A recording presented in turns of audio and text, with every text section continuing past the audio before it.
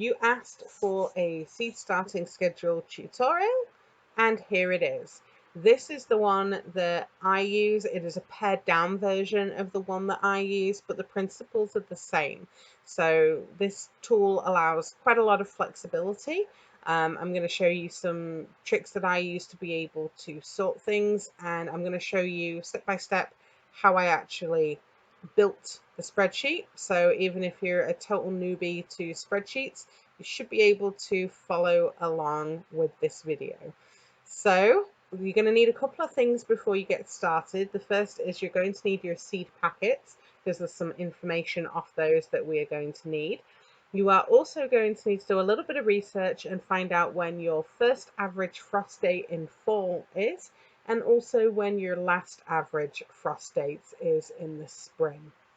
So you can do a quick search of the internet to find that information out, or if you record that in your garden journal, then you can use those dates, because there are going to be a little bit of differences between your garden and where the data is taken from for the frost dates. So let's get started with our spreadsheet. So I'm going to put in the first frost, and that's fall. Okay, and then I'm going to skip a cell, and then I'm going to put the last frost, and that is spring. Oh, and I'm going to change that to a capital F, otherwise it's going to drive me crazy.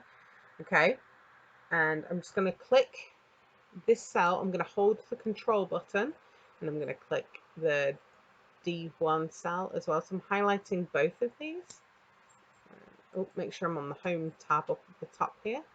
So click the home tab, and I'm going to just make this look a little easier to read. So I'm going to wrap the text, and I'm going to make it center, and I'm going to put it in bold, just so it's easier to see. Okay, so I'm going to put a date in here. So for me, my first average frost is around the 27th of September. Put the year in. So I update this each year. And then my last frost in spring, let's go with the 14th of May. Okay, so now I've got these two dates in here. I'm going to just, let's make this orange. Oops, nope. Let's make that orange, bold. And then the frost date in spring, let's go green. Make that bold too. Okay, just so it's easier to see the difference between the two. Now, what I like to do, and this is going to be our first formula that we're putting in here, is I want to know how long my growing season is. And this is handy when it comes to seed shopping. So I will show you why. All right, so growing season. Oops. And this is going to be in days. Oops. So we're going to click the cell again. We're going to wrap the text. We're going to make it center in the middle. I'm going to hit bold. Okay. So our first formula is going to be equals. Now I'm going to type days because I want the spreadsheet to calculate the number of days between two dates. I'm going to put in an open bracket. So by holding shift and then pressing 9 or whatever it is on your keyboard. And then I'm going to click this because our end date would be when the frost is in the fall. I'm going to put in a comma, and you can see here that the formula is actually being populated under here. And then the start date is the last frost in spring. That's when how long our growing season is. Okay, so I've got 136 days. So that is important because that means that when I'm shopping for seeds, I want to make sure that varieties that I'm choosing are less than this number, because I want to make sure that they are going to be able to mature in the time that I have available for growing. This is incredibly important for those summer vegetables, things like eggplant, tomatoes, peppers, squashes, right? They all need to be under 136 days. For me, from where I live, yours might be higher, yours might be less. than this number, and that's okay. But this means that you can very easily see when you're looking at purchasing seeds whether something is going to mature in the growing season that you have. So that's a really helpful number to have available. Now we're going to actually start building the spreadsheet. So there's a few things that I like to do. So I like to have the ability to search and filter my spreadsheets. So I want to be able to filter out, maybe I'm just looking for just one particular plant type, or maybe I'm looking for things that are within a certain number of days to maturity, or maybe I'm looking for things that I can start, before the first frost. I don't know, maybe 12 weeks before the frost, or 10 weeks, or 8 weeks, or 3 weeks, whatever it is. I like to be able to filter things out. It also means that I can filter out things by the month that I'm in or the week that I'm on, and be able to see, oh, these are things that I need to get started for my seeds, or these are things that I need to be sowing outside. So that's how I like to use this tool, and that's exactly what it is it's a tool, and you can modify this to suit your needs and how you like to garden as well. So let's go ahead and start putting in some of the stuff that we need. So I'm going to put the plant type. Oops. I search by that a lot. And the variety name.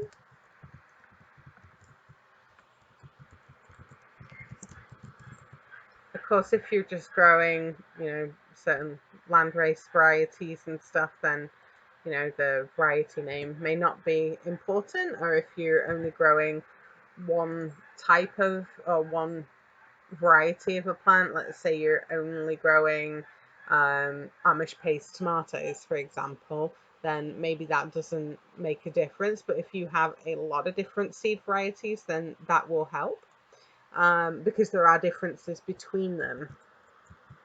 Next up is the days to maturity.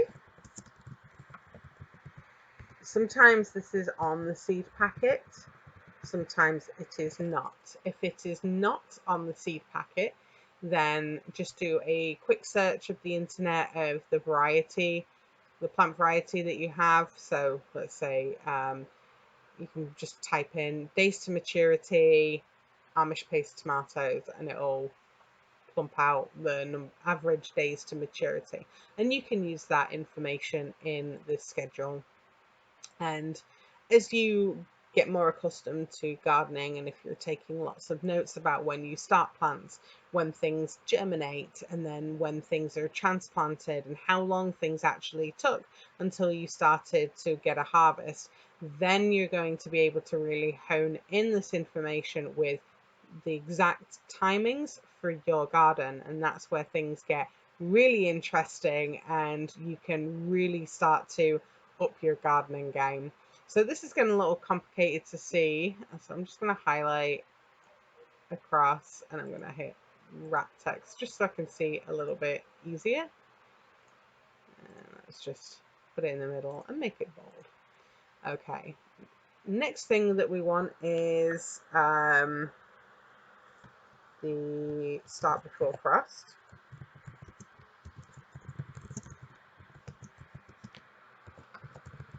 Because there's some plants that we can start well ahead of our last frost date in spring, and things that we definitely need to, things like hot peppers are a good example, okra, eggplants, those kind of things. But there's also lots of plants that you can start before the frost and have them outside. So a lot of the brassica plants like broccoli or cabbage, kale, some of those like more frost tolerant veggies, you can sow those outside a lot earlier than the last average frost date in spring. Next up, we want our earliest sowing date.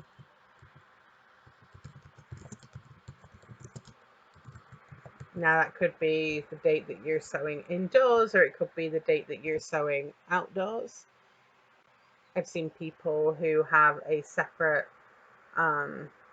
header for those that you're starting indoors and those that you're starting outdoors. I don't bother mixing them up just because it gets a little complicated. I'm going to do a last sowing date, and then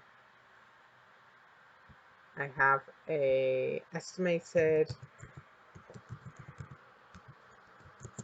early harvest, because I think that's important to know if you're a homesteader. When can you start to plan on things being harvested? It also means that you can look and see, do you have any gaps throughout the growing season where nothing's going to be available to harvest, and maybe you can look at getting something to grow that will fill in that gap. And then estimated last harvest, and that's important for fall planning. Now what I'm going to do is I am going to highlight this whole row, so I'm going to click over here, and then I'm going to go over to view, and then freeze panes, and I'm just going to click freeze panes. And this is going to be important for when we're kind of scrolling through things. I don't want this row to move, so I don't lose sight of what these things are. So now I'm going to highlight across them. I'm just going to pull some things down a little bit, just highlight them, and I'm going to click home again up at the top here, and I'm going to click this symbol here to put a border on it. I'm also going to come over here to sort and filter. I'm going to click that, and I'm going to click the filter. Okay, so this means I'm going to be able to filter out and sort things based on, whatever search criteria that I'm looking for. So let's just make these a little bigger so we can read them without the little down arrow being in the way. And I'm just gonna, all right.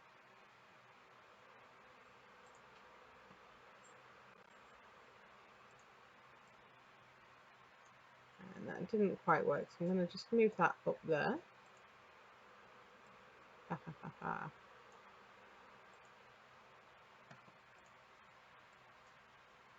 Okay, I'm gonna highlight that again.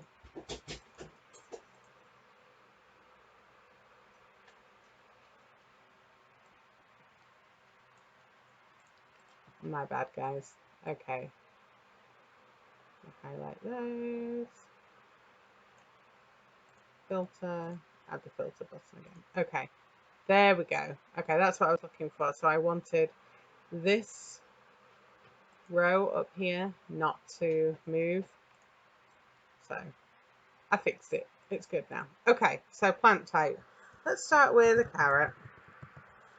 And the variety will be Amarillo. So according to the seed packet, let's make that a little bigger. The number of days to maturity are 75. And I can start this 3 weeks before the first frost, or the last frost in spring. Okay, so that's 3 weeks. Okay. Now, this is going to be where we start putting in our formula. So our earliest sowing date is going to be your last frost date in spring minus 3 weeks. Okay, so we're going to do a formula here. So we're going to hit equals. Okay, and we're going to click our last frost in spring. So it's E1. Now I'm going to press F4 on my keyboard, and that's going to put a $sign in front of the E and the $sign in front of the 1, and that's going to make that cell absolute. And that's important because when I'm going to drag the formula down and copy it down, I don't want this cell to change, because this is going to be the same formula that's going to be used all the way down, just other cells like that we're going to be using are going to be changing. So if you want to keep the cell the same, then hit F4, and that'll make that cell absolute. Okay, now we're going to put in a bracket. It's part of the formula, and we're going to click this cell, the number of weeks. Okay, but because this is all in days, because it's days to maturity and stuff, we're going to hit the asterisk to do times or multiply, and then 7, because there's 7 days in a week, and then I'm going to do a close bracket. Oops.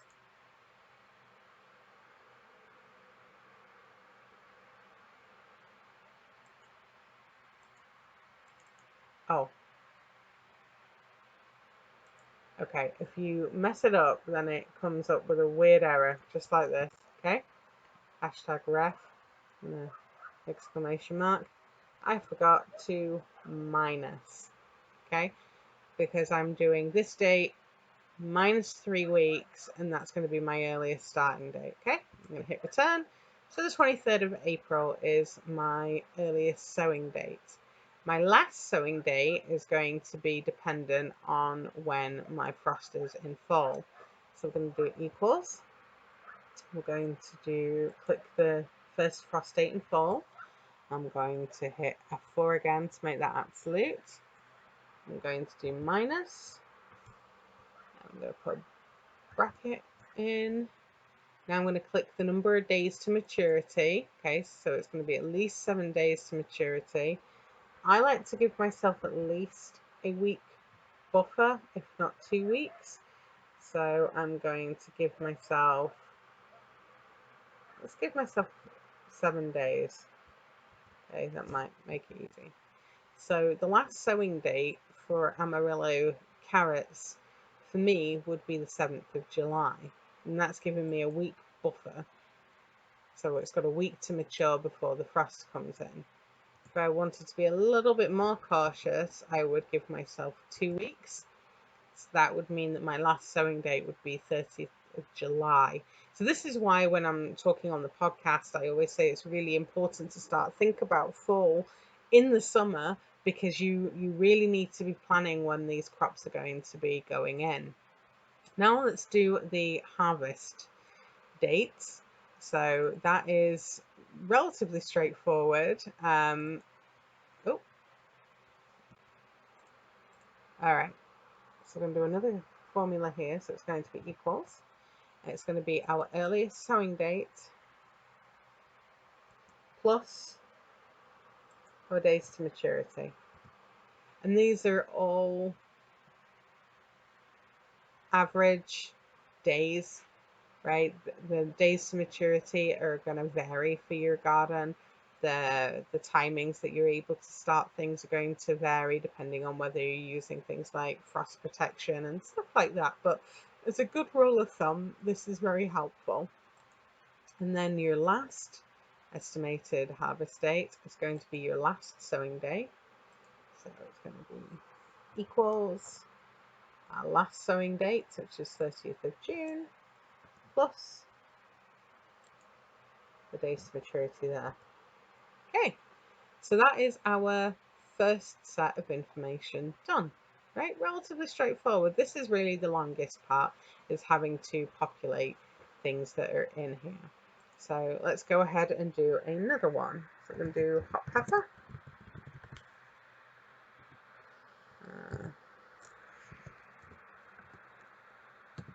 Cyclone is the variety that I have. Now this says that it is 80 days to maturity, and that's from transplant.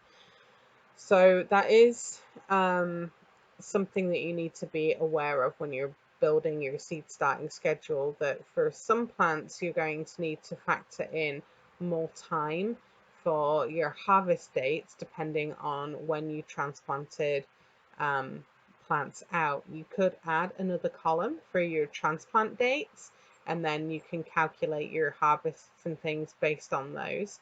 For the purposes of a first time spreadsheet, it's you can add that if you want to. I'm not going to add it for this spreadsheet. I don't have it in mine. I just use it as a quick rule of thumb that it is 80 days to maturity, regardless of whether it is from seed or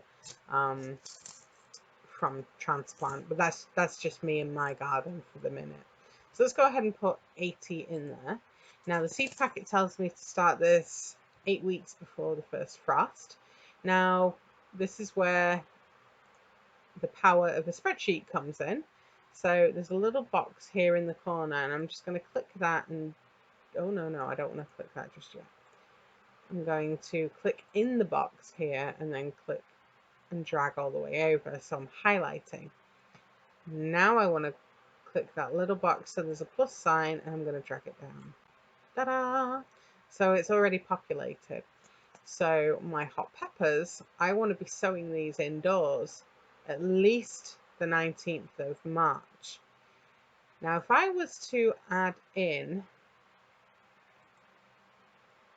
and do a little bit of math here, so we're going to do 80 days plus 8 times 7, okay, because it's 8 weeks to the start for starting, times 7 days in a week, okay, because this is telling me that my estimated harvest date would be June through September, which I know isn't right, okay, so I know that, you know, around the 7th of June is probably when I'm actually transplanting things. So let's just see what happens if I add in the 8 weeks before the frost date to the 80 days of maturity for transplant. Ah, here we go. So I would expect to be seeing harvests from the 2nd of August through to the 13th of September. That's when I would start to be seeing things. So that's a little bit more accurate, right? So that's what I would be going with. So my earliest sowing date is still going to be March, 19th of March. Oh no, it's earlier, from May. Right, so we can just take that out and we can verify. And this is the great thing about a spreadsheet. Yeah, 19th of March, still the same. 8 times 7, close brackets. Okay. So now we're starting to see a little bit better when things would be coming in. Let's do another one. Here we go. We're going to go with a garbanzo bean or chickpeas. This variety is Miles. So the days to maturity is 90.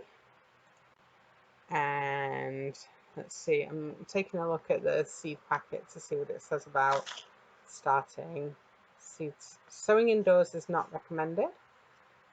Sowing outdoors, direct sow in warm soils for uniform rapid emergence. So this isn't one that I can start early.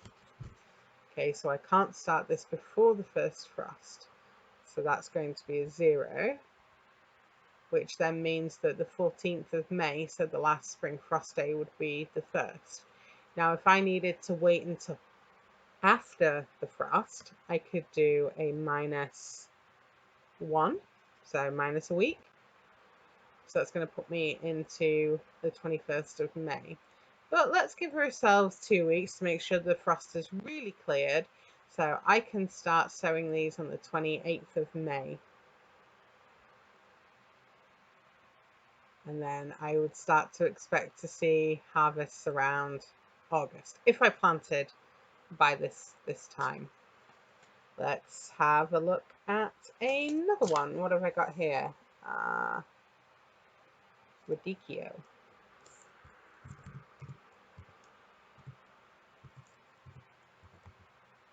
So spread Verona.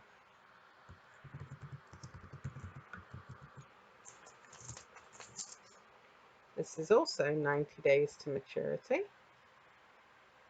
Now this says I can start indoors 4 to 6 weeks before the last frost.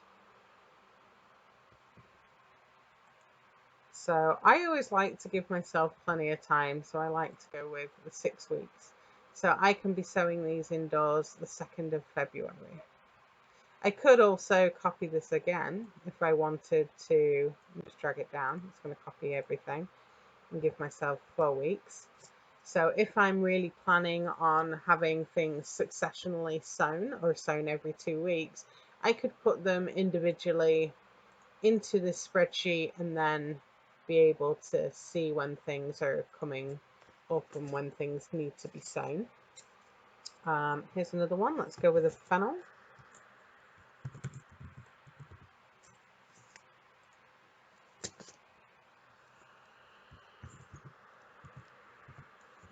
Ghana. And then this one is 75 days. And this one needs to be sown after the frost, so I'm going to give that 2 weeks. We see how easy this is to fill out now because my formulas are already set up. It is just a case of me looking through the seeds that I have, putting in what the plant is and the variety, and then plugging in the numbers, and off we go. Let's do another hot pepper actually, and then I can show you how this will be able to filter. So, hot pepper. This one's called Bilious Blue.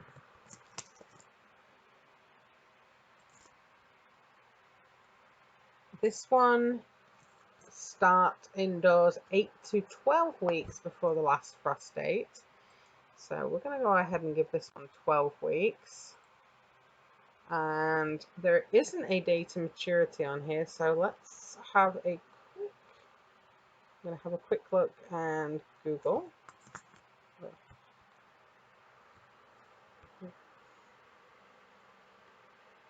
Okay, the days to maturity is not on this seed packet. So I'm just going to do a quick search. Days to maturity, Bilious Blue pepper. And the internet says it is 80 days. All right, so we want to do the same thing here. So 80 plus, now this time it's going to be 12 because it's saying 12 weeks times 7. Oops. You've got to put the equals in, otherwise it won't think it's a formula. So that's 164 days to maturity from starting the seed. So that means that these peppers I want to be starting in February. So I've got some starting in February, I've got another one starting in March. You can see how this becomes a good planning tool. Here we go, pumpkin. We're almost in fall and I love pumpkins. This one is New England pie pumpkin. And this one, so I'm looking on the seed packet.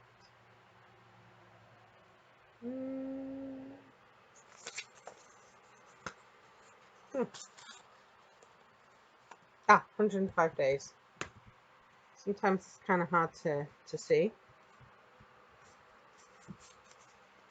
And then this one you can either sow indoors about 2 to 4 weeks before your frost, or you can directly sow outside after the last frost.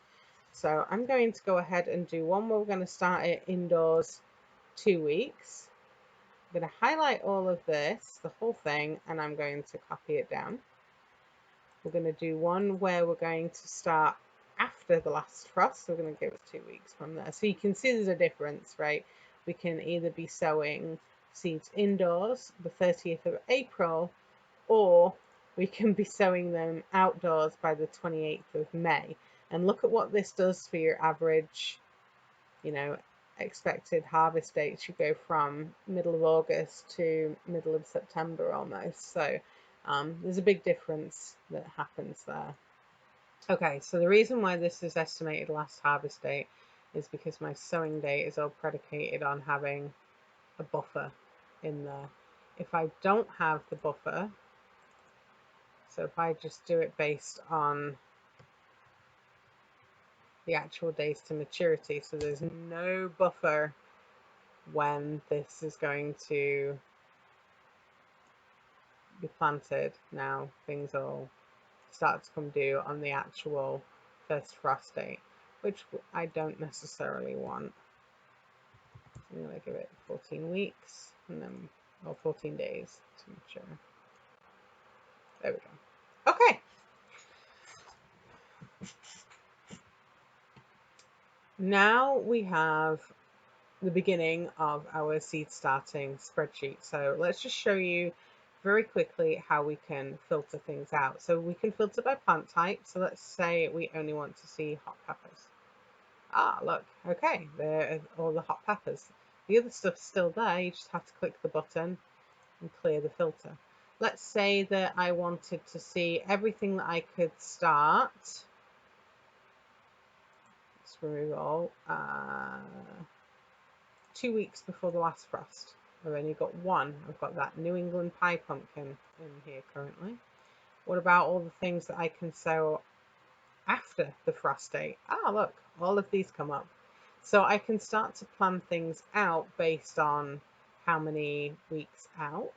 If I'm just looking for a particular variety, so I just want to see, let's say I just want to see red Verona. Ah, look, there it is. So it makes it easy to find things. I can also look based on where I am in the year. So let's pretend that we're in March. I can look to see, oh, okay, this is what I need to be sowing in March. And this is how I'm able to organize what it is that I've got coming up, what it is that I need to be sowing, and also get things planned appropriately within, whether I'm starting seeds indoors or I'm starting seeds outdoors. I'm able to organize my time a bit more efficiently because I have this calendar basically, and the schedule that allows me to have the flexibility to do the searches, to be able to find stuff, and also organize things as well. I would love to hear from you. Did this video help? Are you starting your seed starting schedule? What does yours look like? Let me know in the comments.